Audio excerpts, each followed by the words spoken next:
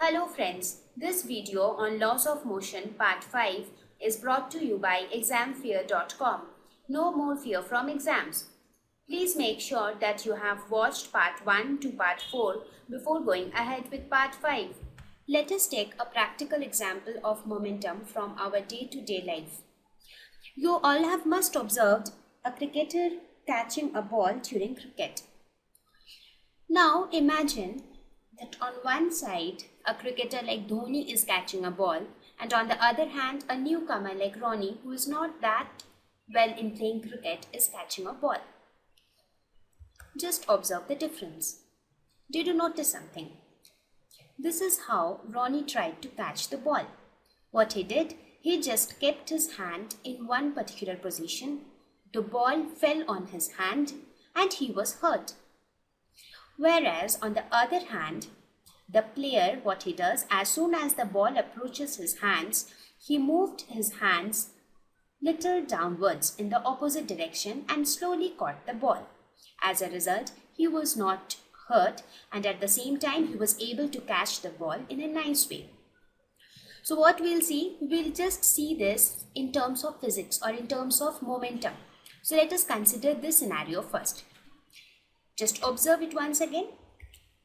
This is how the ball fell. Now let us suppose before the ball reaches Ronnie's hand, the momentum of the ball was mass into velocity. Let us suppose the velocity of the ball earlier was v1.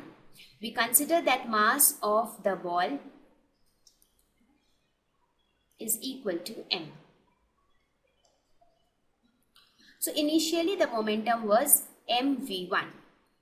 Now after it falls on Ronnie's hand, the momentum changes to 0 because the velocity becomes 0. The ball comes to rest.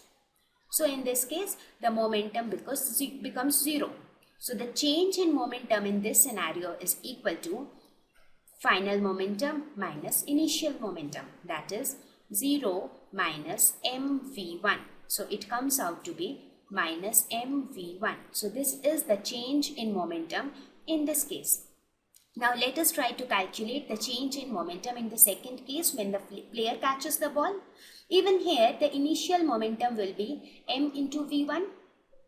Now in this case, as soon as the ball is about to reach the player's hands, the hand starts moving with a velocity in the opposite direction. Let us say that velocity is v2. So this is the velocity with which the ball moves along with the hand.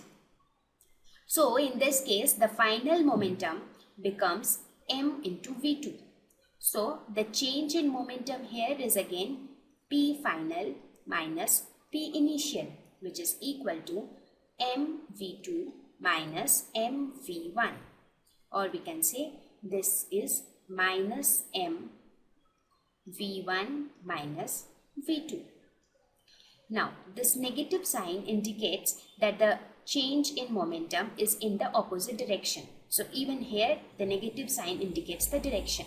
So let's ignore the direction, that is, let's ignore the negative sign. So what did we observe? That the value of the change in momentum in this case is lesser than the value of change in momentum. So in this case, what is the magnitude of the change in momentum? It is mv1.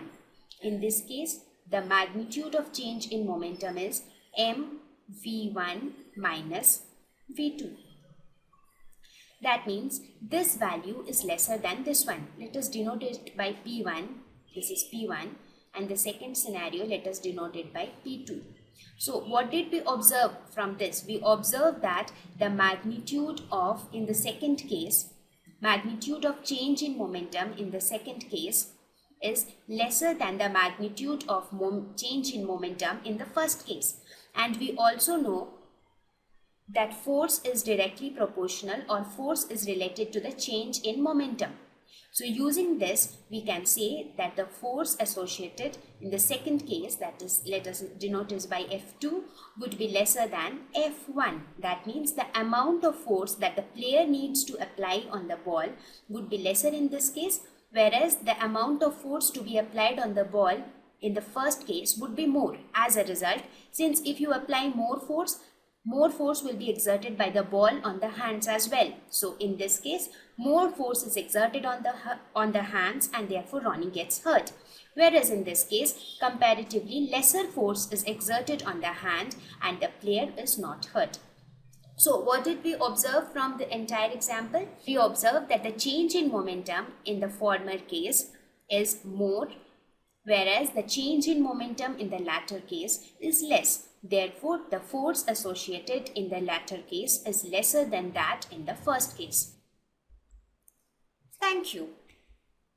Visit examfear.com to watch free educational videos, try free online tests, get the best quality study materials, study from the best tutors and mentors, and much more.